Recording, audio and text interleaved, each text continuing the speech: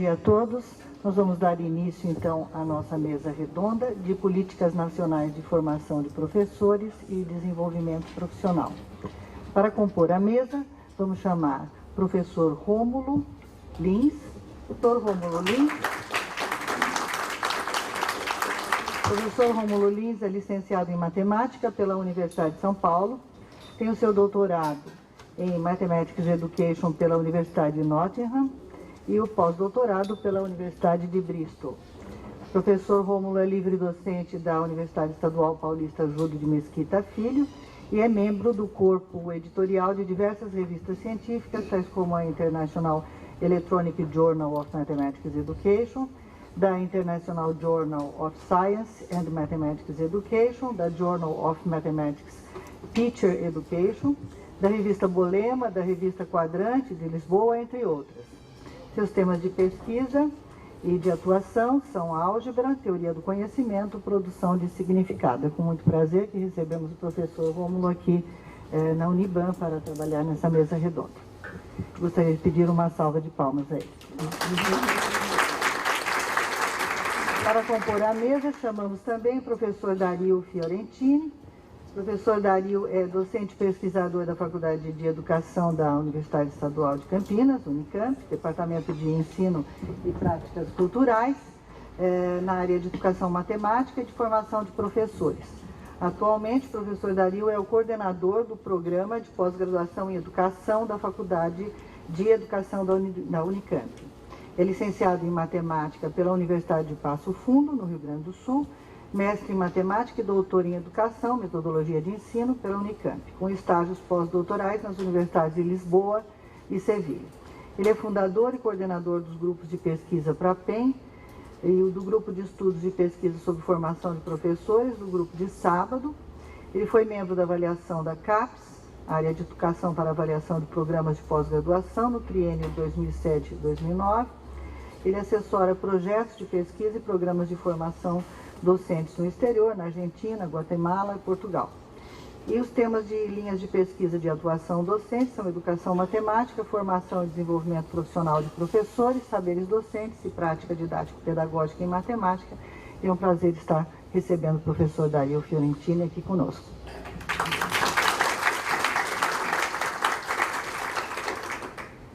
Professor Rui César Pietropaulo, que vai compor a mesa também, é nosso docente do nosso programa de pós-graduação em Educação Matemática da Universidade Bandeirantes de São Paulo, é licenciado em Matemática e em Pedagogia, mestrado em Educação e Currículo e seu doutorado em Educação Matemática.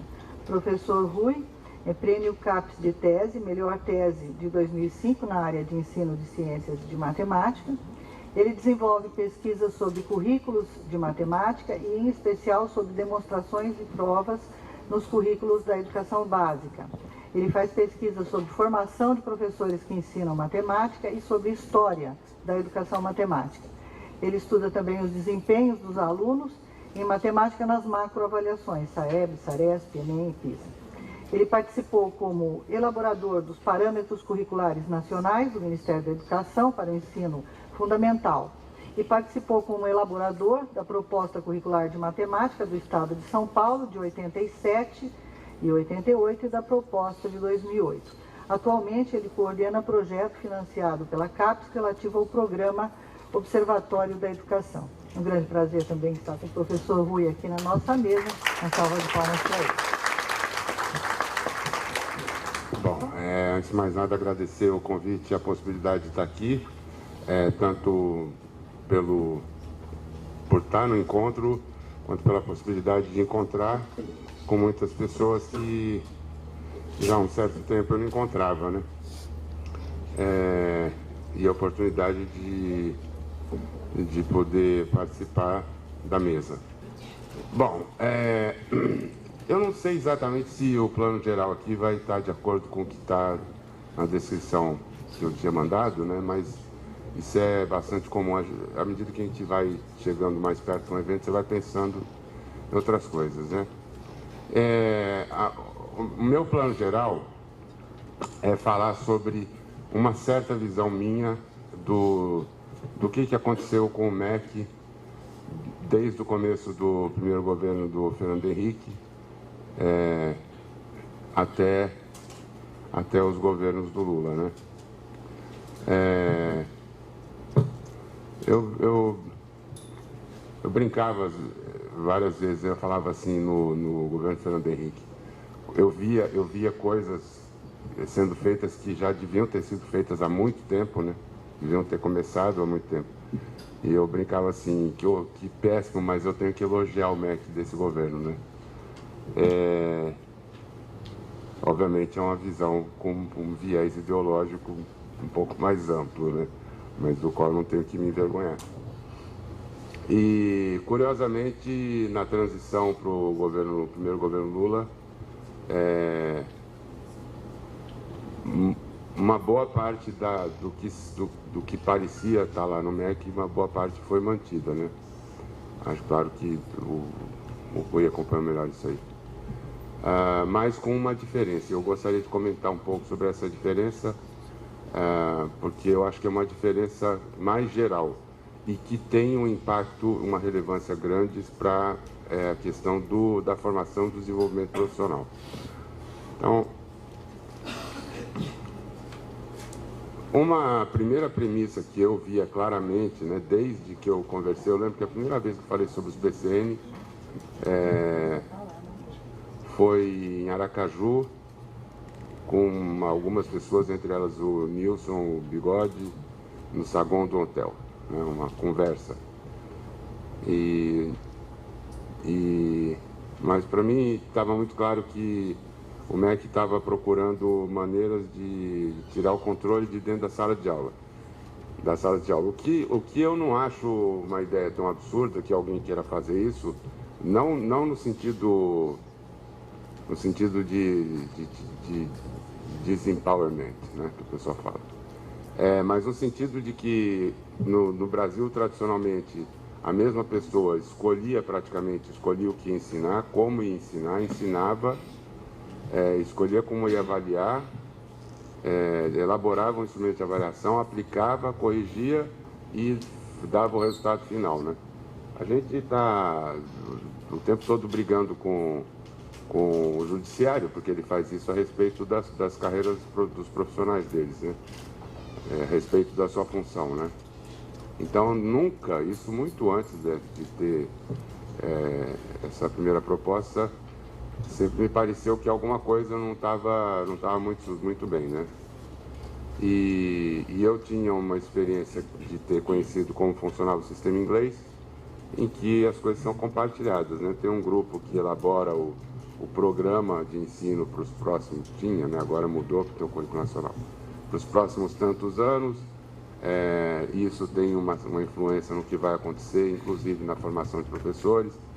Depois tem o grupo que faz a avaliação de acordo com esse programa e assim por diante. Mas aqui, claramente, o MEC queria fazer alguma coisa para tirar o poder, o controle de dentro de salas de aula. Só que existe uma impossibilidade legal, porque o MEC não tem poder legal para intervir nos sistemas, né? Ele não tem poder legal para dizer isto tem que ser assim, isto tem que ser assim, no sentido de falar um programa, por exemplo, um currículo nacional, né? Então, o que o MEC queria, entre outras coisas, para conseguir o que ele queria, criar capacidade de intervenção nas redes de ensino. Claro que essa intervenção ia ter que ser indireta. E esse terceiro problema, um problema mais difícil de ser tratado, né? O MEC queria agir na escala da escola, né, onde as coisas são de um certo tamanho, agindo na escala do sistema, que é a única coisa que o MEC pode agir. Eu digo o seguinte, se você tem um sistema com 200 mil professores, e você age na escala do sistema, o tipo de ação que você tem não é o tipo de ação que você teria numa escola com 20 professores, ou com 10 professores. Isso pode parecer óbvio, mas é só na hora que você vê a diferença entre o que o MEC pode alcançar de fato. Eu tive a sorte, a oportunidade de ver isso, de entender isso com o projeto Pro Letramento, que eu vou mencionar mais adiante, Aí você começa a entender por que pessoas que trabalham com formulação de políticas, enfim, de ações públicas, né, nesse sentido, quando vão conversar com uma pessoa que vive, que é um professor, uma professora que vive dentro da escola e pensa na escala da escola, pensa no que é a escola, invariavelmente, um vai falar coisas que o outro vai dizer, mas isso não pode ser assim, e o outro vai falar coisas que o outro vai dizer, mas isso não tem como ser feito. Invariavelmente, essa oportunidade eu venho tendo o prazer de ter passado, de ter passado e estar passando por situações dessas desde o ano 2001, mais ou menos, 2001, por conta de ter participado de uma atividade junto com um colega professor em que essa discussão acontecia. Bom, a primeira estratégia, então, para fazer aquelas três coisas acontecerem, né, e uma estratégia normatizadora, é você usar naturalmente as avaliações externas via recompensas, né? É você? Opa, estava falando de você. Eu não sabia que você vinha. Ele é o professor que há 10 anos eu venho tendo essa discussão e parece que é sem fim. Ele sempre reclama que eu não me preocupo com a escola e eu sempre reclamo que ele não entende o que é sistema. E assim seguimos. Mas muito obrigado pela presença. Pronto, Carlos, já falei de você. Então, a avaliação externa via recompensa é um recurso que se usa no mundo inteiro, né? Recompensa negativa, recompensa positiva. Tudo isso, o primeiro MEC lá que eu digo. Primeiro porque antes o MEC nunca colocava realmente sua face lá, eu acho isso, né? E, aliás, os PCN fizeram isso. Olha, eu vou dizer o que eu acho e depois nós vamos ver o que acontece, né? Antes não existia. Então, por causa das avaliações externas, é que foi necessário, e só por isso, começar com os PCN. Não é que era uma declaração de princípio. Inclusive, eu sempre disse que os PCN podiam ter sido modelo espanhol, modelo americano, modelo Singapura, modelo qualquer um. Precisava dizer alguma coisa para que as pessoas percebessem. O MEC está dizendo o que ele acha que é. Mesmo que ele não achasse o que é, porque evidentemente, e outra vez aqui o Rui, que vai dizer isso com toda a propriedade, o MEC a essa altura, de cada 10 tinha 10 opiniões sobre qualquer coisa, né? Inclusive o ex-ministro no comecinho, cada dia parecia que era um assessor, ele tinha 7 assessores, era um por dia da semana, ele dizia o que ele ia fazer, e era a visão de cada um, né? E aí depois começava de novo. Visivelmente normatizadora, porque começa com primário, né? Primário, ginásio, vou usar essa nomenclatura para ficar bem mesmo a moda antiga, né? Primário, ginásio, colegial. Né? Não é à toa, é porque ela quer ter a cara do normatizadora, que, aliás, é uma marca muito grande o que eu vou dizer aqui, eu vou dizer sem constrangimento, quero já deixar isso claro, mas deixar esse avisinho, aqueles avisos que bota lá um aviso. O PSDB é normatizador, eu não vou adjetivar de outras maneiras, mas é normatizador. Eles adoram dizer o que deve ser feito e sem muita preocupação com fazer alguma coisa, né? E o governo do PT, talvez por herança de base sindical, né? Coisa que o PSDB não tem, ele é mais de fazer, mas os dois compartilham um certo gosto pelo controle, né? Só que exercido de maneira diferente. Então, quando eu digo normatizador, é só ver o que está acontecendo no estado de São Paulo com a educação. Aliás, é incrível, pelo mundo, né? A Margaret Thatcher na Inglaterra, ela aceitou discutir a privatização do dinheiro, a reprivatização, né? Porque antes, até o fim do século XIX, tinha vários bancos que emitiam moeda. mas na educação ela criou um currículo nacional. Quer dizer, liberais, neoliberais e mais e menos, né? Todos negociam tudo, né? Menos educação. Isso eu acho que é um ponto interessante, né? Bom, aí quando apareceram os PCNs, o MEC dizia só, não, são diretrizes. E eu falava, não, vai ter cobrança, vai ser cobrado de algum jeito. Só talvez eu não esteja vendo claro qual é esse mecanismo. E o MEC, não, são só diretrizes. E todo mundo falava, não, mas o MEC está dizendo que são diretrizes. E eu falava, ninguém nunca ia investir tanto politicamente, tanto no sentido técnico, mobilizar as pessoas, dar visibilidade para fazer uma coisa que é só, olha, aqui eu tenho uma sugestão para você, se quiser você segue, se você não quiser você não precisa seguir, é só uma sugestão. É óbvio que era óbvio, assim como hoje em dia é óbvio porque já aconteceu, né? Mas era óbvio porque era uma questão de bom senso. Curiosamente, apesar da ordem normatizadora, a cobrança externa começa com o Enem, né? E por que o Enem? Por que não começa com o ENEP, que só no fim do primeiro governo Lula eu escutei uma pessoa do INEP dizer que não, nós até o fim desse mandato nós vamos fazer um documento base do Exame Nacional de Ensino Fundamental que acabou se chamando Prova Brasil, né? O PSDB já testava um ENEP, que era o Saresp, né? E o Saeb era por amostra, então o que se queria era uma coisa tipo o Enem mesmo, né? Porque o ensino médio podia ser negociado no sistema de recompensas, ele podia ser negociado via ingresso em universidade. Olha, eu boto aqui profeta, tudo que eu estou falando aqui eu falava sistematicamente na época que estava acontecendo e quando eles anunciavam. Porque para mim é uma coisa muito óbvia isso, óbvia.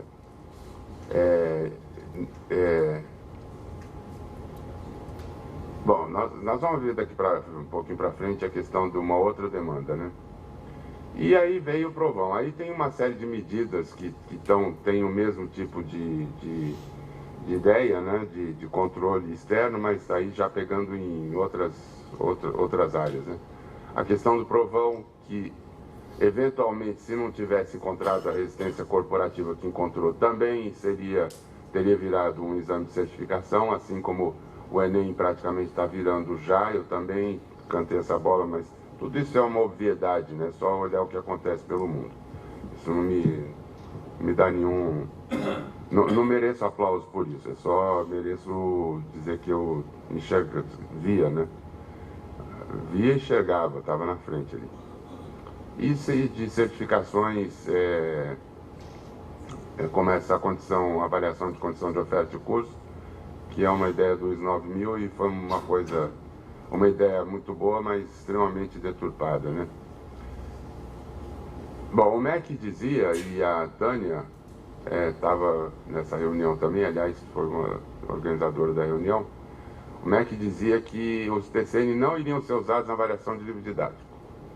Qual que era o medo? Os editores e os autores, eles estavam desesperados porque a ideia original que o MEC defendia é que ia ter as diretrizes, daí os currículos iam ser elaborados regionalmente, estadual ou regionalmente, e os autores iam ter que escrever livros adaptados a esses currículos. Então, eventualmente, eles iam ter que fazer como você tem nos Estados Unidos, você tem várias coleções, uma para vender para a Califórnia, uma para vender para Nova York e assim por diante. Como houve um tempo em que você tinha uma coleção no estado de São Paulo para as escolas públicas e uma coleção para as escolas particulares, com alguma diferença, né? Nessa reunião, eu escutei de tudo, gente falando que era inconstitucional, né, por exemplo. Não pode, porque você vai tirar a liberdade. O MEC, não, nós não vamos usar na avaliação.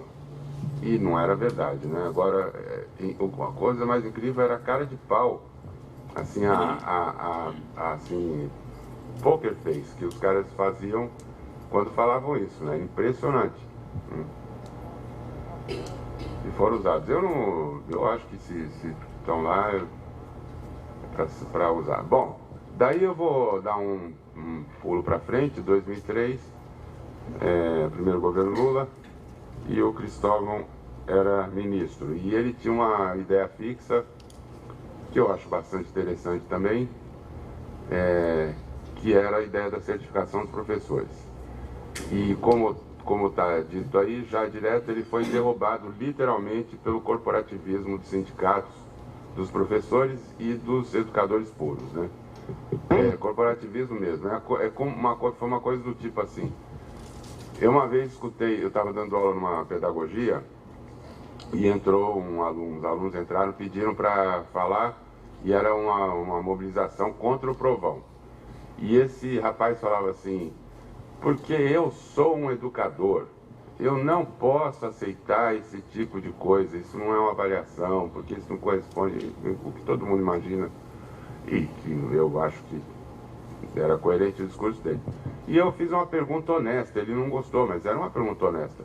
Eu falei: por que vocês que entraram aqui via um vestibular, que na melhor das hipóteses é que nem o Provão, por que vocês não fazem campanha para boicotar o vestibular, ao invés de boicotar só o Provão? Boicota o vestibular. Aí ele fala assim: ah, mas é diferente. Como é diferente? Você não é educador? Então, a discussão toda em volta da certificação andou mais ou menos nesse nível, né? Isso não é educativo, né? Eu sou um educador, eu não posso... Uma prova não pode avaliar qual é a minha qualidade, enfim. Mas o cara chega na escola dele e aprova dando prova e reclama nos estados que tentaram abolir reprovação. Mas restou um filho inglório, para não usar outra palavra, né? Mas lembrando do comentário do Bigode sobre o filme, que foi a Rede Nacional de Formação Continuada. Porque o que aconteceu? O Cristóvão, ele acreditava que ia conseguir implementar a ideia de certificação e ele lançou a ideia de uma rede que iria prover oportunidades de desenvolvimento profissional de formação em serviço para professores, que iriam procurar essa rede porque eles estariam tendo a pressão da certificação. Então o MEC ia dizer: olha, vai ter certificação. Se eu puder ajudar, você me pergunte. Tem esses centros aqui que nós montamos uma rede, que estamos financiando, e eles têm projetos. E aí os municípios, os estados, iriam procurar essa rede, os centros, no caso de educação, ciência, matemática e ambiental eram 5. Depois, se houver oportunidade, alguém quiser saber quais que não saiba, eu digo. E a gente seria procurado para elaborar projetos e usando o dinheiro do Fundef, fazer projetos de desenvolvimento profissional para professores, né? Isso era o que se dizia, só que a certificação foi embora, né? E aí acabou a Rede Nacional de Formação Continuada. Uma ideia secundária que eu acho que é um primeiro movimento que tem cara de política era que essa rede promovesse essa transferência de capacidade de desenvolvimento profissional. Transferisse assim, chegasse a um ponto logo em que a formação não precisasse, assim, o pessoal do sul, do sudeste vai para o norte, nordeste, para dar curso de formação, né?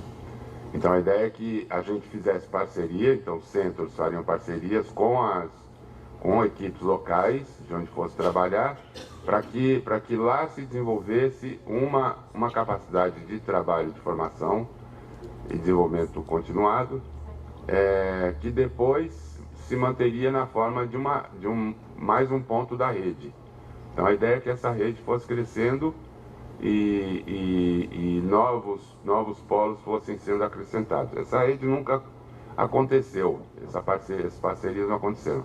Em grande parte, ou em boa parte, por causa de uma uma arrogância das universidades de dizerem que elas têm que realizar.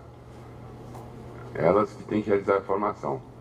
A ponto de eu escutar de uma pessoa de uma universidade que eu tenho a maior vontade de dizer qual é o nome, mas não vou dizer, depois que tinha acabado o projeto para o letramento, 5 minutos, daí solta. E a gente estava discutindo novas formações que poderiam acontecer dentro desse mesmo projeto, só que agora já tinha as equipes formadas, né? Só que tinha o problema da certificação, porque uma das coisas que no projeto para letramento, que é de 1ª a 4ª, para professores de 1ª a 4ª, era a certificação das universidades, né? Tinha professor que falava assim, não, eu quero o certificado da Unesp, mas o certificado da Secretaria de Educação dele era igual, né? Mas nesse caso aconteceu o contrário, e esse colega disse que a universidade dele não iria certificar, a menos que fizessem com o controle, ele usou essa palavra, com o controle da universidade dele, que nem tinha antes. Embora esses centros novos, os que foram entrando ao longo do tempo, fossem parceiros, e parceiros da rede, né? Mas ele falava que não, a universidade dele jamais certificaria, a não ser que eles garantissem a qualidade da formação. Ou seja, era a mesma coisa que dizer, eu disse que eu acreditava na ideia de rede, mas eu não acredito, né? Uma outra promessa que era o rompimento do isolamento dos professores, eu digo confiantemente, centenas de milhares, esse projeto alcançou muita gente, né? Ela foi cumprida, e eu acho que talvez tenha sido o papel mais importante, né? Mesmo no estado de São Paulo, quando a gente começou a fazer, que foi a Unesp que coordenou, os professores de 1ª a 4ª, professoras, eles diziam, puxa, até que enfim, né? Aí você pensa, mas no estado de São Paulo, né? No estado de São Paulo, a gente achava que até ia ter pouca demanda. Não, teve muita demanda, né? E depois outra, 2ª turma e outra, 3ª, e eu não sei se até hoje não tem turma funcionando. Então, a demanda lá da certificação se foi e a rede ficou com convênios assinados. O que fazer? Foi criado, então, esse projeto para o letramento, né? Esse projeto para o letramento, para vocês terem ideia, a primeira vez que a gente estava no MEC fazendo a primeira proposta, nós resolvemos fazer as contas do que parecia que ia ser o gasto com a primeira leva de formação. E quase caiu todo mundo para trás, porque para a gente aquilo era muito dinheiro, era coisa da ordem de 100 milhões de reais. Para as primeiras turmas de cada centro só. E quando a gente foi comentar isso com o MEC, não, mas esse projeto é caro do jeito que vocês estão querendo. O que disseram, e essa também é uma diferença interessante entre os dois MECs, né? O MEC do FHC, o MEC do Lula, vamos chamar assim, o Fernando Haddad, disseram pra gente, dinheiro não é problema, né? E de fato, parece que uma grande mudança dentro do MEC é que o dinheiro que era para educação começou a ir para educação. Praticamente tudo pago, né? Alcance nacional, realmente são centenas de milhares de professores. Cada professor do Brasil de 1ª a 4ª recebeu uma coleção e mais as secretarias receberam. Bem, isso mais ou menos completa o quadro. O ponto principal que eu gostaria de discutir, até porque eu acho que a gente tem uma combinação aqui que favorece muito essa minha proposta, né? Pela experiência maior de cada um, discutir a questão da escala e da ação, né? Como é que a gente consegue mostrar em que medida ações no sistema podem sim ter efeito positivo na ponta, na escala da escola, E como é que a gente pode fazer, porque essa é uma parte que falta ainda também, com que ações na escola façam parte da elaboração de ações do sistema. Acho que eu paro por aqui. Voltamos ao início, né? Que é atingir o sistema escolar a partir do governo federal, e por isso essa questão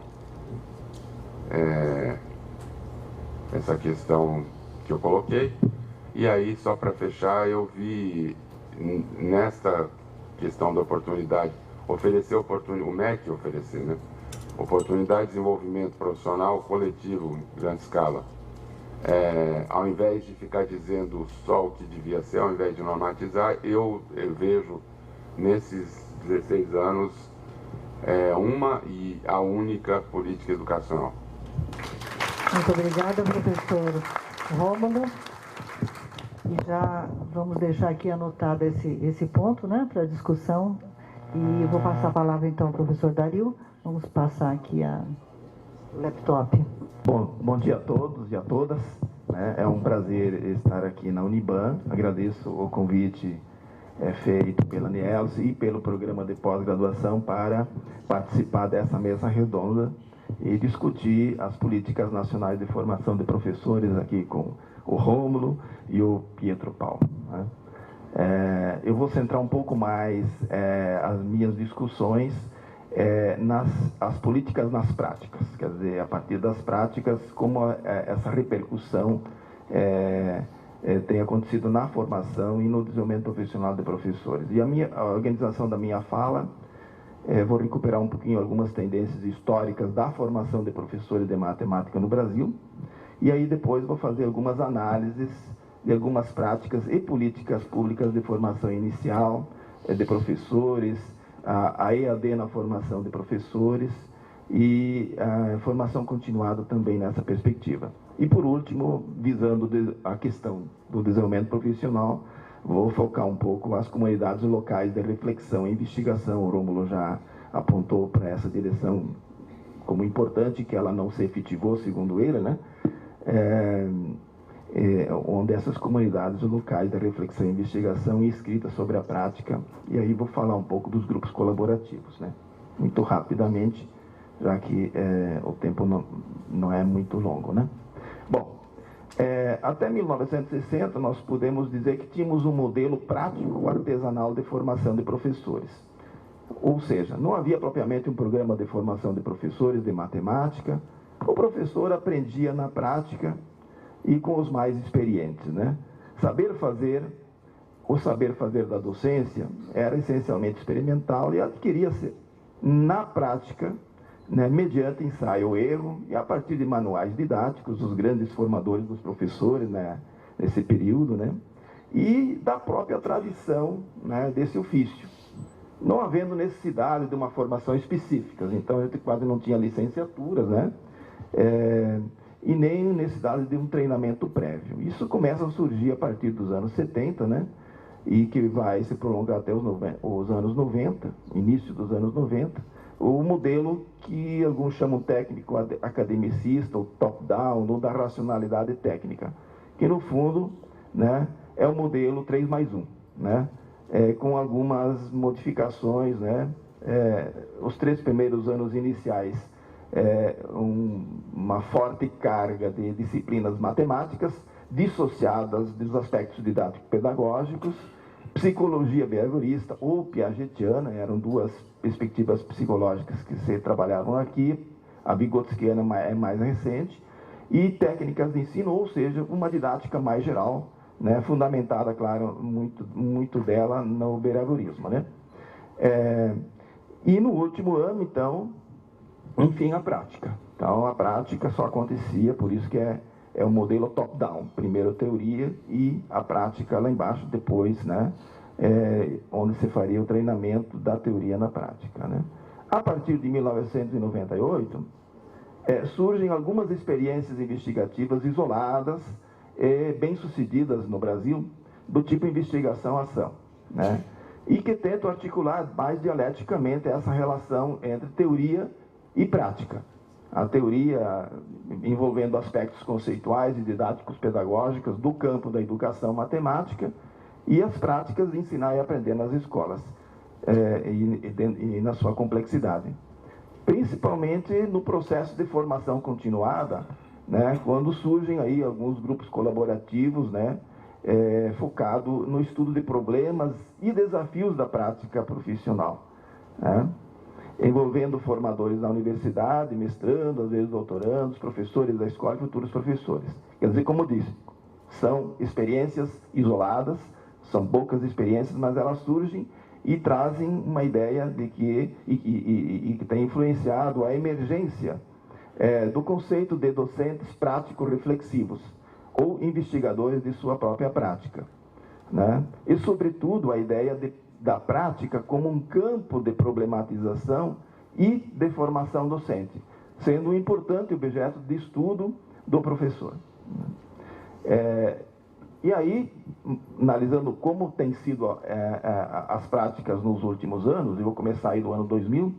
Em 2001, para atender às reformas curriculares embasadas no desenvolvimento das competências matemáticas, que é o PCNs, né, foram instituídas as novas diretrizes curriculares para a formação docente. E aí surgem as licenciaturas que vocês bem conhecem, 2.800 horas, com grande carga prática, 800 horas de prática e mais 200 horas de atividades acadêmico-culturais, e que deveriam ser oferecidas durante ou ao longo do curso, né, desde o início do curso. A licenciatura para formar professores foi, então, separada do bacharelado, que forma os matemáticos. Essa foi a proposta inicial, né?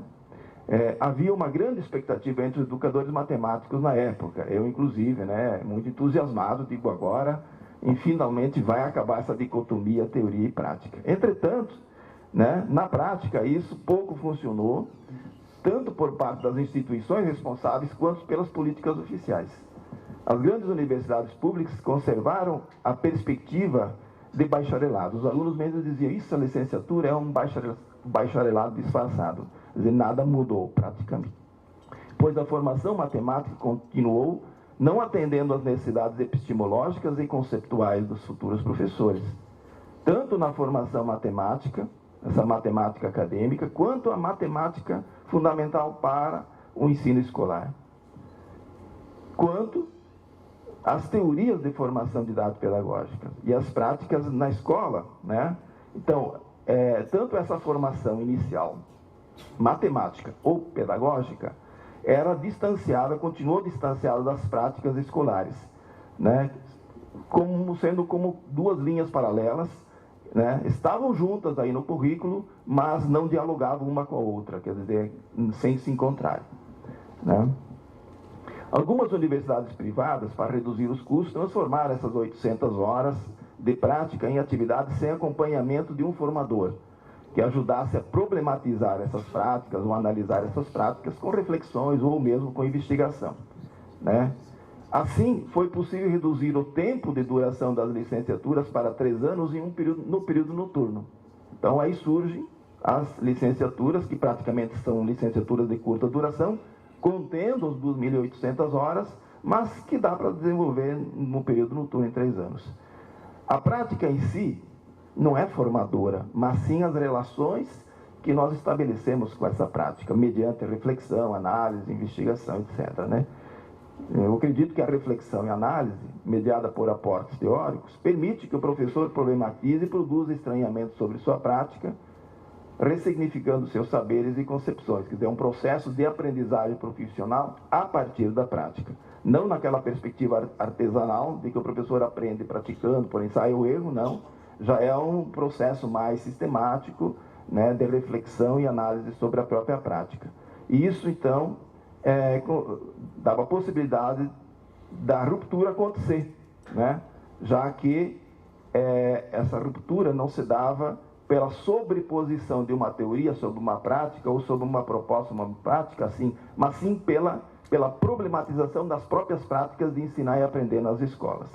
O PIBID parece ser um programa, ao menos pelo que eu já tenho vivido e percebido, né, que vem ajudar essa ruptura. Quer dizer, já na licenciatura, os futuros professores entram em contato com professores escolares e, em parceria, tentam aí desenvolver projetos que ajudam nessa problematização das práticas e passam a projetar novas experiências formativas que tanto contribuem para o futuro professor quanto para o professor que está em exercício, né?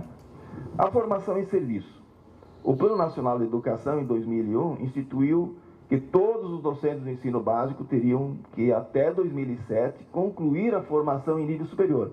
Isso é, formar em 6 anos 1,6 milhões de professores nessas condições. E aí, então, o que nós vimos? Surgiram, da noite para o dia, centenas de cursos de formação docente, com formadores sem experiência, né, e sem formação teórica investigativa sobre a docência. Então, os professores mesmo que tinham alguma experiência escolar eram mobilizados para participarem, atuarem, seja como monitores, seja como docentes mesmo dessas licenciaturas. Muitas instituições com tradição no campo foram cooptadas pelo governo. Então, a própria USP, Unesp, a PUC, aqui de São Paulo, e outras grandes universidades, né? A Unicamp resistiu um pouco a entrar nisso, nós entramos depois, caímos fora pela proposta ligeirada, principalmente do governo do PSDB aqui de São Paulo, né? Então, muitas instituições, claro, que entraram mediante pagamento compensatório. Então, havia aí uma cooptação, né, do docente, favorecidos, claro, por uma verba, um dinheiro significativo para isso, né? Onde 50% da carga didática era à distância, né? E computando, inclusive, a prática docente dos professores em serviço, aquela prática que eles desenvolviam na escola como prática curricular. E para atender a uma política de resultados, algumas dessas licenciaturas foram feitas em 1 ano e meio, né? Por exemplo, na gestão anterior do Geraldo Alckmin, né?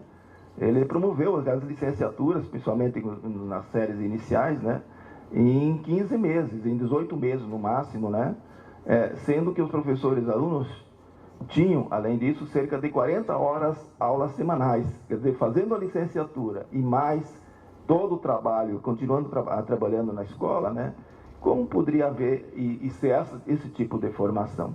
Aqui vou trazer uma pesquisa que eu orientei, né, que foi investigado uma licenciatura em serviço em Goiás, né, da Lídia Reis, né, e que não levou em conta, né, o tempo dos professores para estudar e analisar, refletir sobre suas práticas a partir do que aprendiam.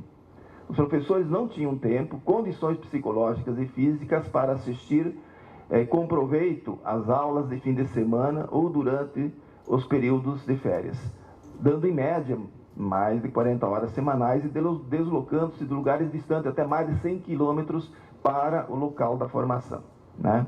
Aí um depoimento de uma das professoras desse curso. Não tinha condições de estudar, trabalhava a semana toda e fazia aquela coisa, dia de sábado, o dia todo. Docentes que viajavam chegavam morrendo de cansaço. As férias, então, era uma lástima. Como formam uma turma de professores e os põem para fazer um curso assim? Isso é o cúmulo do absurdo. Quem vai ter o estímulo para estudar em uma coisa assim? Quer dizer, falando da licenciatura como uma coisa, quer dizer, como algo... Eu sei que teve alguns estados que promoveram Mato Grosso, por exemplo, eu fiquei sabendo de um projeto que foi um pouco mais bem sucedido nesse sentido, né, que já levaram em consideração as condições docentes, né. 95% das licenciaturas do Estado de São Paulo são privadas ou à distância, né, e por serem a maioria muito baratas e aligeiradas, né, favorecendo os alunos que trabalham 8 horas por dia e com grande déficit cultural, tem tirado alunos de instituições com tradição de investigação, obrigando, em muitas delas, a suspender a oferta de licenciatura em matemática. Por exemplo, na região de Campinas, só tem a licenciatura na Unicamp, a PUC de Campinas já há alguns anos já suspendeu, São Francisco e Itatiba e Bragança Paulista e Atibaia também suspenderam os cursos de licenciatura porque não há alunos, né, aí. As licenciaturas à distância têm sido implementadas em todo o Brasil. Não sou contra as licenciaturas semipresenciais, nem que as mesmas sejam oferecidas a docentes que residem muito distantes de centros que têm universidade. Porém, o que tem acontecido é que os alunos de grandes centros universitários também as estão frequentando. Então, muitos professores aqui de São Paulo, de Campinas, preferiram, inclusive alguns alunos da Unicamp preferiram sair, assim, eu vou terminar, que tinha um histórico de fracasso no curso de licenciatura, saíram do curso assim, eu vou terminar antes de vocês o curso, né? E de fato aconteceu, terminar um semestre, um ano antes dos demais alunos, né? Colegas que eram ótimos, excelentes alunos, e estão no mercado da mesma forma que os demais, né? As licenciaturas à distância no Brasil parecem reproduzir os mesmos erros da formação presencial, privilegiar apenas a formação descontextualizada de saberes para a profissão docente, quer dizer, visando mostrando aqui um certo distanciamento, né? Separando a formação conceitual da formação didático-pedagógica, isto é, não exploram os conhecimentos matemáticos em sua dimensão histórico-cultural, pedagógica, e situados na prática de ensinar e aprender matemática em sala de aula. Ainda acreditam que quanto mais conhecimento o professor souber, melhor ele ensina, né? Aliás, o Prof. Mate está nessa mesma perspectiva, né? Possibilidades e limitações da EAD na formação docente.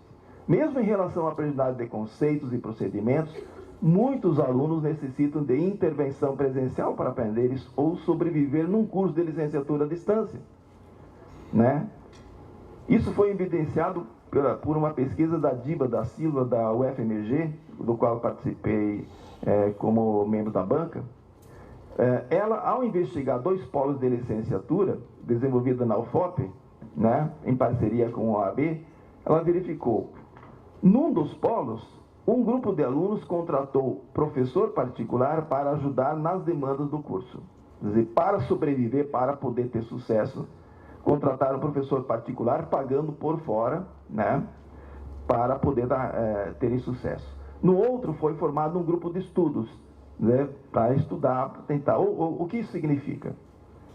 Que esses professores sentem a necessidade do outro presente de relações, né, ainda interpessoais para poder aprender matemática, a própria matemática. A licenciatura à distância é melhor que as presenciais? São melhores que as presenciais? Em 2007, Dilvo Ristoff, do INEP, comparou o resultado do ENAD nas modalidades presencial e à distância. E das 13 áreas em que o confronto foi possível, os do ensino à distância se saíram melhor em 7, dentre elas pedagogia e matemática. Quer dizer, conclusão do Dilvo, as aulas à distância não são piores que as presenciais, para não dizer que são melhores, ele quis dizer, né? Entretanto, as notícias e evidências que eu tenho, salvo a melhor pesquisa, há indícios de que muitos dos concluintes desses cursos, que não eram professores ainda, né, ao ingressarem no magistério, têm tido grandes dificuldades na gestão da sala de aula. E a maioria está desistindo da docência, né?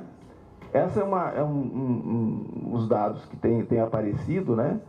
Ou seja, o futuro professor necessita, na formação inicial, vivenciar relações com o conhecimento em um ambiente próprio de sala de aula. Quer dizer, aí é uma formação ambiental, que é interessante, né? Diferente, e muitas vezes um ambiente diferente daquele isolado em sua casa, sentado em um computador, interagindo com outros sujeitos ou conhecimentos, não é a mesma coisa que a sala de aula. Além disso, em aulas presenciais, o futuro professor aprende a interagir com o conhecimento e estabelecer uma relação consigo, com os outros e com o mundo. Essa perspectiva que coloca bem Chalot. Isso pode ajudá-lo a aprender a fazer a gestão de conhecimento em uma classe quando assumir a docência na escola. Talvez essa seja a razão pela qual os licenciandos em EAD apontam o estágio como o melhor momento do curso. Quer dizer, as pesquisas têm evidenciado esse momento interessante, que nem é acompanhado pelo formador da universidade, mas por um formador local. Aprender de modo profundo e sustentável exige tempo, muita interação e mediação docente, coisa que não vem acontecendo com os cursos atuais de EAD. É ingênuo pensar que o ensino à distância, por melhor que seja, possa por si só dar conta da formação do professor. A comunicação virtual e as mídias digitais, sem dúvida, permitem estabelecer outras relações com o conhecimento e com o outro, e, portanto, outras aprendizagens. Investigar essas aprendizagens é a nossa tarefa como pesquisadores. Tarefa que podemos realizar de forma colaborativa com os professores que atuam nas escolas. Nesse sentido, vejo como uma irresponsabilidade política a abertura indiscriminada de licenciaturas à distância no Brasil.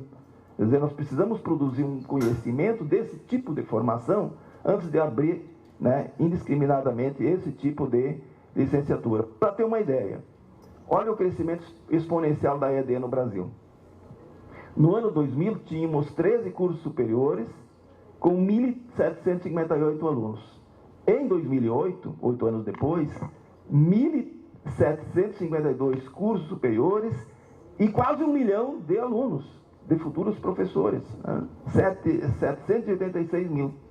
Né?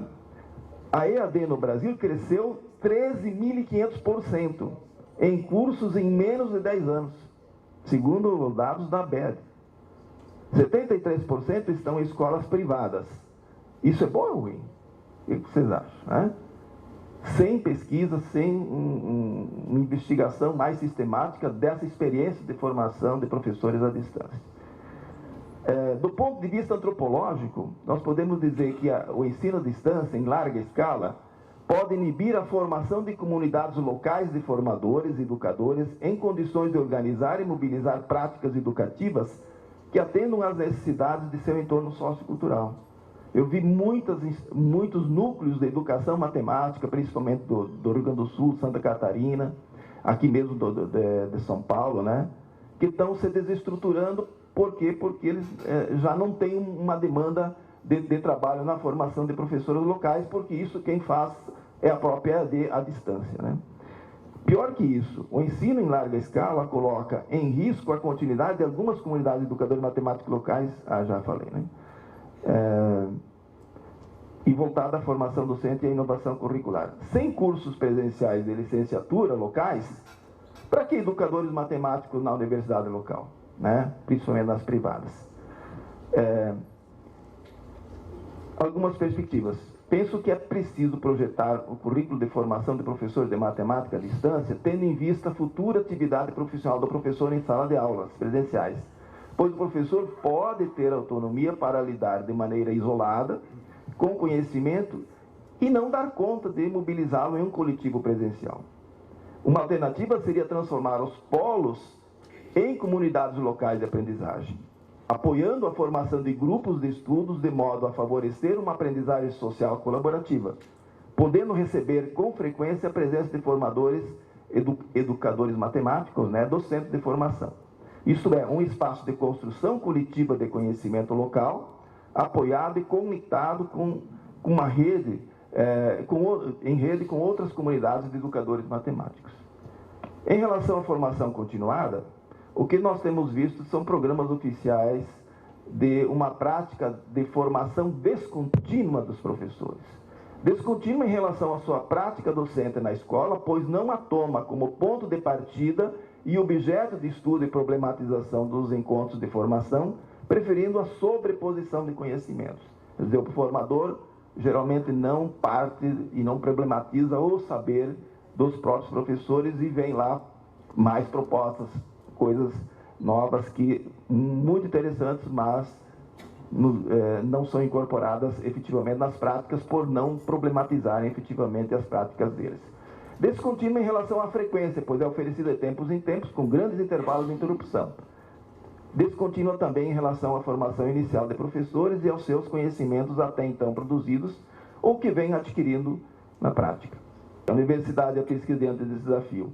O Tardif e o Chalot falam muito bem disso, né? É muito grande a distância entre os conhecimentos universitários e os saberes necessários à prática profissional, né? Diz assim, a prática profissional é um muro contra o qual vem se jogar e morrer conhecimentos universitários inúteis. sem relação com a realidade do trabalho docente diário e nem com os contextos concretos. E Chalot, as pesquisas da universidade não entram, ou pouco entram na sala de aula, porque os professores, na verdade, estão se formando mais com outros professores dentro das escolas do que nas aulas das universidades, né? E eu penso que nós da universidade, né, não temos, ou sabemos muito pouco sobre as culturas de referência social dos jovens que frequentam a escola hoje. Por mais que nós tenhamos e fomos no passado professores escolares, a escola é outra, os alunos são outros, né? E, portanto, nós somos incompetentes, enquanto professores, formadores de professores, em preparar esses jovens para essa realidade. Os professores da escola também isolados por si só não dão conta, né? E a alternativa que eu vejo aqui é uma parceria entre universidade e escola, né? É a nossa hipótese de trabalho formativo, quero fechar por aqui, né? E que eu venho lutando nos últimos 10, 11 anos, 12 anos, né? Com grupos colaborativos. Professores da escola e da universidade, futuros professores, podem juntos aprender a enfrentar o desafio da escola atual, negociando e construindo outras práticas de ensinar e aprender, que sejam potencialmente formativas aos alunos, despertando neles o desejo de aprender e de se apropriar dos conhecimentos fundamentais da sua inserção social e cultural. Isso implica constituir comunidades críticas e colaborativas de docentes, uma aliança entre formadores, pesquisadores, professores e futuros professores, que assumam a pesquisa como prática social, né? Aqui eu vou um pouco da experiência que eu tenho tido com o grupo de sábado, né, mas que também outros grupos estão interligados, que é o grupo da Federal de São Carlos, o grupo do GCI, o grupo Glucogel de Itatiba, né, e que trabalham nessa perspectiva. Os professores trazem problemas e desafios das práticas e os formadores atuam em cima dessas demandas. Só aí a teoria entra após essas demandas dos professores. Juntos, esse grupo, professores, futuros professores e docentes, né, formadores, juntos problematizam, refletem e investigam sobre a complexidade das práticas escolares e negociam as práticas curriculares possíveis. Porém, esse trabalho precisa ser apoiado pelas políticas públicas, recebendo remuneração ou bolsa para isso. O PIBID vem ao encontro dessa perspectiva, né? Então, eu acho que é uma política que eu estou apostando. Bom, o último slide é esse, né? O grupo de sábado tem produzido narrativas, livros escritos pelos próprios professores, que trazem a sala de aula real, né? Refletindo, analisando, investigando, produzindo uma cultura profissional a partir da escola. Esses manuais têm sido utilizados na formação inicial de professores. Nos seminários de socialização, por exemplo, o Xian, o Kohler, né, e outros seminários que estão ocorrendo e que fazem um pouco, e trazem um pouco, e dão espaço para as investigações dos professores, né? Isso leva ao desenvolvimento profissional, né, ou de uma profissionalidade interativa, né, naquela perspectiva que o Fulan e o Agriles colocam, né? Desenvolvimento da capacidade dos profissionais trabalharem colaborativamente num ambiente de diálogo e interação, onde discutem, analisam, refletem e investigam sobre seu trabalho, buscando compreendê-lo, pondo em evidência o modo como o desenvolve e os sentidos educativos subjacentes, dando origem a uma outra cultura profissional docente. Isso é como uma bola de neve, pode começar pequenininho, com grupos aqui e ali, mas pode se tornar grande. Obrigado. Obrigada, então, professor Dario. Umas colocações aí que dariam margem a muita discussão, mas como nós estamos com um problema no nosso tempo aqui, vamos passar rapidamente ao professor Rui. Bem, bom dia a todos, né? Eu gostaria de começar aqui a minha fala agradecendo aqui o convite que eu tive para representar aqui os professores da linha de formação de professores, né, aqui da Uniban, né, e eu tendo aqui na mesa duas das pessoas que mais me influenciaram a respeito disso.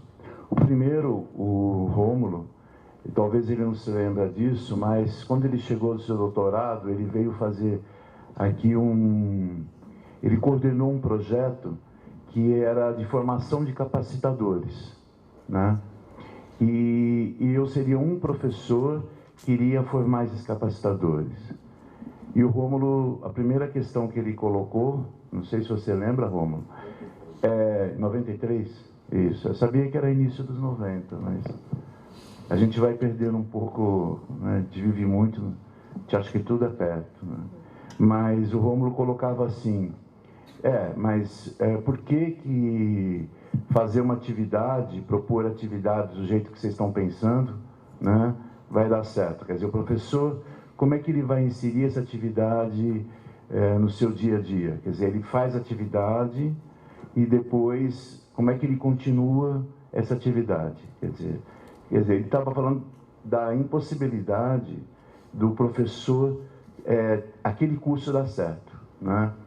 E, de fato, foi uma concepção nova e que nós partimos um pouco, que o Dario acabou falando, e tentar problematizar um pouco a prática dos professores. Mas, assim mesmo, nós não conseguimos nos vincular diretamente dessa atividade. Então, a minha escolha aqui, apesar de serem políticas nacionais, eu vou falar aqui um pouco das formações continuadas que teve aqui no estado de São Paulo, né? Em que nessas formações eu participei assim como coadjuvante ou como formador, quer dizer, eu acompanhei, né? E eu estou interessado como pesquisa, quer dizer, analisar um pouco todos esses programas, né? E a Secretaria da Educação aqui de São Paulo não tem um registro disso. O que a gente sabe é que há um gasto enorme na formação desses professores. E a despeito que tem sido o partido, já que estamos falando em partido, o PSDB, não é? Não houve uma continuidade clara das políticas, né? Quer dizer, o que um governo fez, o outro não leva em conta, e sempre parece que quando vai se pensar na formação continuada dos professores, e sobretudo os de matemática, não se leva em conta essas questões. Quer dizer, o que foi feito e o que não foi feito, né?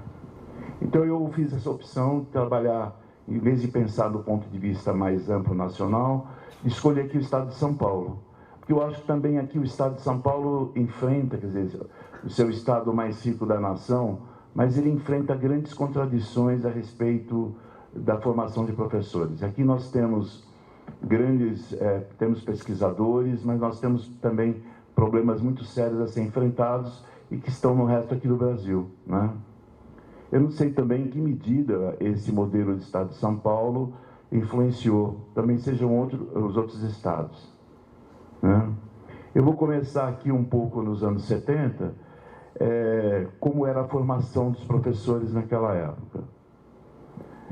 Os cursos, né, de formação continuada dos professores quase sempre tinham como objetivo a implementação de novos materiais didáticos. Quer dizer, havia curso para assim, olha, você vai implementar o material tal. E a ideia de professor multiplicador, né? Quer dizer, a gente trabalhava com um grupo de professores, eu já estou me colocando aí, né? Mas acho que sim, eu estive em algum desses projetos, mas a ideia era essa. O contexto naquela época era a implementação dos guias curriculares, que era um documento de escola, ou de matemática dos professores de 8 anos, da escola de 8 anos, e era o caso da matemática moderna, que oficializava, não tinha um documento ainda oficial colocando a matemática moderna. Então a ideia era esse. Nós tivemos também, no início dos anos 80, a implementação do geometria experimental e a implementação das atividades matemáticas, né? A implementação das atividades matemáticas, ele foi importante porque ele criou assim uma figura nas diretorias de ensino, delegacias de ensino na época, que chamamos monitores de matemática. Esses monitores, eles iriam reproduzir cursos para os professores, né, implementarem nas suas aulas as atividades matemáticas, que é um material, na época, bastante interessante, inovador, que foi produzido lá pela secretaria, por professores da rede pública. O que é importante, né, nesses anos 70 até meados dos 80, havia a seguinte concepção para o treinamento de professores. Na época se falava treinamento: implementação de materiais didáticos e disseminação de ideias supostamente inovadoras. Acho que até eram, né? A ideia de professor multiplicador, uma coisa que eu chamei aqui princípio da atividade, que é justificativa de algoritmos, né? Quer dizer, o seguinte, quer dizer, era a questão da atividade, quer dizer, o curso era assim, começava assim: vocês sabem, olha, vejam que atividade interessante para ensinar tal coisa, veja que jogo interessante, olha isso, olha aquilo, quer dizer, eram atividades, não se discutia um tema de uma forma mais profunda e apenas você partia do princípio de uma atividade, né? Talvez até a educação matemática, não sei, pode ter sido influenciado algumas pessoas a adentrarem por essa área pelas atividades que julgassem interessante. Outra coisa era a justificativa dos algoritmos, né? Quer dizer, os cursos quase sempre eram fundamentados na questão da fundamentação, quer dizer, por que você faz isso, por que você soma assim, por que você pula uma casa, por que o máximo divisor pode ser calculado dessa forma e tal, né? Os cursos, havia muitos cursos para os professores das séries iniciais, porque partia do princípio que esses professores eram menos desvalorizados, que talvez eles fossem a causa do mal que os outros alunos dos outros anos tivessem, né? Quer dizer, partia do princípio que esses professores é quem eram a causa do fracasso dos nossos alunos de matemática nas séries posteriores. Então, houve um grande investimento em produção de materiais a respeito deles. O que era importante, a universidade, nesses cursos, não eram envolvidas diretamente neles. Ou seja, eu sempre pensava em professores da rede pública que tinham um caderno na Secretaria de Educação, que os professores que faziam os cursos, e aí a gente ia guardando uma memória assim: olha, vamos implementar tal coisa, vamos chamar fulano, fulano, fulano, fulano para ser multiplicador dos cursos. Eventualmente, algumas dessas pessoas estavam envolvidas com a universidade, mas não era um contrato com a universidade. Apesar de naquela época se considerar que o professor era um especialista e transmissor de conhecimentos dentro de sua disciplina, as atividades divulgadas tinham um propósito de mostrar ao professor novas possibilidades de trabalho. Quer dizer, ninguém ali estava querendo ser ruim, quer dizer, não é que tudo foi feito, eu acredito, com boas intenções, pelo menos da forma dos professores que ali trabalhavam. Na década de 70, a questão do não domínio do conhecimento matemático do professor não estava na pauta das discussões. Ou seja, naquela época, se pressupunha que os professores dominassem o conteúdo que iriam ensinar, não é? E não tinha essa questão, não era colocada claramente, não era motivo. O que se sentia é que o professor deveria mudar um pouco a sua prática e introduzir nas salas de aula aqueles materiais que eram produzidos, que eram elaborados por uma equipe de professores da rede pública, né? Quer dizer, na verdade, as atividades matemáticas, que foram um material muito emblemático, né? Que a partir dele houve muitos estudos, muita gente se formou com esses materiais, foi fazer pós-graduação a partir deles, né? Foi também objeto de alguns trabalhos de dissertações. A universidade não estava ali presente do ponto de vista formal, tá? Então, a partir de meados da década de 80, a ênfase na aprendizagem com compreensão, aprendizagem significativa. A gente nem sabia um pouco da questão da aprendizagem significativa, o professor Marco Antônio está ali, mas a gente falava que a aprendizagem era uma aprendizagem significativa que a gente queria fazer. A gente investia nas explicações dos porquês e na busca de procedimentos que pudessem ser justificados para o aluno.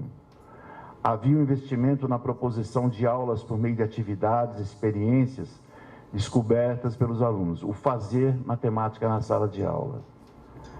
Havia uma menor preocupação com a linguagem formal e diminuição da ênfase anteriormente dada à teoria dos conjuntos, e tentativa de recuperar o ensino da geometria e de outros temas de caráter aplicativo. Bem, em 1985, houve aí o processo de elaboração da proposta curricular. E para essa implementação, houve a necessidade de chamar as universidades públicas para a captação dos professores. Começou aí, mais ou menos nessa época, os famosos cursos de 30 horas, ou pelo menos foi intensificado. Então, chamava as universidades para promover cursos de 30 horas. A SEMP, naquela época, né, era que fazia essa demanda às universidades. Alguns representantes das universidades iam até a Secretaria de Educação, e a gente propunha, a pessoal da SEMP propunha os cursos. No final dos anos 80 e início de 90, né, então houve o envolvimento das universidades públicas. Os temas que eram recorrentes dos estudos eram a história da matemática como recurso, a geometria. Permanecia o princípio da atividade, né, do trabalho com atividades, às vezes não exatamente numa sequência de atividades, não se discutia a questão do tema, né, como o tema deve ser desenvolvido, mas sim, olha que atividade, olha, vejam essas atividades, que forma interessante de trabalhar isso com os alunos. E eram atividades interessantes mesmo, né, mas não tinha uma discussão mais profunda a respeito do ensino e aprendizagem daquele tema. Bem, a ideia de professor multiplicador, nessa época, foi praticamente abandonada. Quer dizer, nós sabíamos naquela época que já não estava funcionando a questão do professor multiplicador. E os professores, nesses processos de formação, eram pouco ouvidos. Evidentemente, não se dava a menor atenção às práticas de sucesso que muitos professores tinham. Quer dizer, vinha-se com material, que o Dario comentou aqui, com atividades, uma proposta de implementação, sem o menor respeito, às vezes, pelo que os professores já faziam de bom. Não se perguntava, isso não era colocado.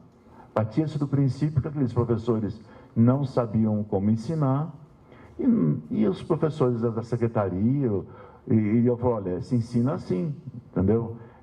Eu posso estar fazendo um pouco caricatura, mas de fato era assim, certo? Vejam como o professor deve fazer. Apesar de naquela época se considerar que o professor era bem, acho que já passei disso aqui. A partir de 90, ao se esgotar a fórmula de professor multiplicador e o pouco alcance dos cursos de 30 horas, elaborou-se uma experiência piloto, em que o Rômulo aqui, né, foi o coordenador. A formação de um grupo de professores da rede pública que iriam capacitar futuramente seus professores, seus colegas, mas não na perspectiva de multiplicador. Essa formação iria durar 1 ano e nós partiríamos justamente dar um pouco da análise e da demanda e necessidade daqueles professores, né? E a partir daí começou aí essa questão, mas foi uma experiência que não foi adiante, né? Foi uma experiência muito interessante, em que participou o Rômulo, que coordenava, eu, um dos formadores, o Vinícius Macedo e a Helenalda, né? Acho que a Helenalda da Nazaré. Isso. Eu estou falando do pessoal de 5ª e 8ª, eu esqueci da 1ª a 4ª. Tinha a Manúcia, a Maria Madre Mansuti, e quem mais? A Dulce Sati com a Naga. Mas foi uma coisa legal. Isso que é a gente modesta, né? Quer dizer... Mas não deu certo. Evidentemente não deu certo. Era muito avançado. Quer dizer, nós tínhamos que trabalhar com os professores praticamente durante 1 ano, para eles, quer dizer, a gente não só levava mais atividades, mas a gente partia de uma formação, tinha discussões teóricas a respeito disso, né? E depois esses professores iriam ser formados para depois formar outros, né? Bem, aqui então eu vou me apressar um pouco, mas um pouco das inovações estão aqui, ênfase na contextualização dos temas matemáticos, o cotidiano, tá?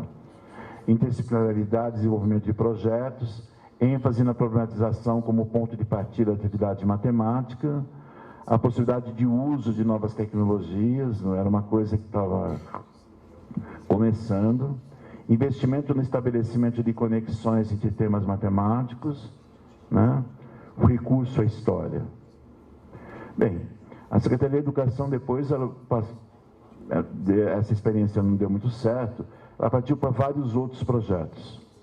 O Programa de Educação Continuada, o PEC, que foi começado em 98, Construindo Sempre Matemática, em 2002, a Teia do Saber e a Rede Aprende com a Rede, e tem vários outros cursos, me desculpem aqui, que foram diversos projetos que eu insisto, com muito dinheiro investido e pouco resultado e pouco registro do que aconteceu, né? A Secretaria, nem isso ela foi capaz de fazer, quer dizer, registrar as experiências bem-sucedidas. Eu queria, por exemplo, aqui falar da Teia do Saber, que foi um projeto que, se você pensar como ele foi desenhado aqui em São Paulo, muito interessante. As próprias diretorias de ensino encontravam as deficiências, as necessidades e as demandas dos professores. Elas elaboravam projetos de formação, identificando isso, convidavam universidades para vir aos cursos. Essas universidades apresentavam suas propostas numa coisa chamada pregão, né? Aí já começa a falha, né? E aí, esse pregão, nem sempre a universidade mais bem preparada ganhava o pregão, quase sempre perdia, né? E depois, esses cursos, não haviam profissionais da própria universidade capazes de dar conta dessa imensidão de professores que aí estavam, né? Então, e além disso, havia uma figura, professores que acompanhavam os cursos dados para as universidades, e estava previsto um acompanhamento lá na rede. Então, não deu certo também. Primeiro foi para a questão do pregão.